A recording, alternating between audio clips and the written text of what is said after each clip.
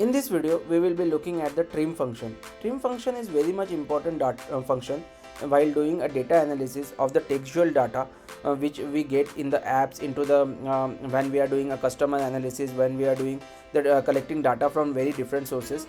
So there it happens that the data is stored into a note file or a CSV file where it is not properly placed.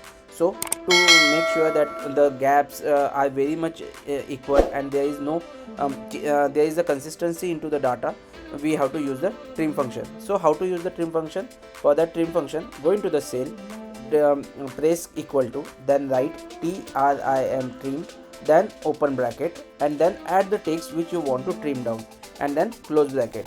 This is the only simple syntax for the trim function, and then just press enter. See how the trim function has worked.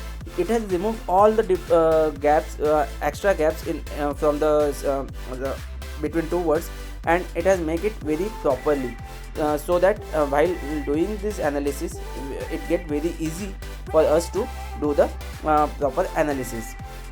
Hope you understand how the trim function is working. See you in the next video. Thank you.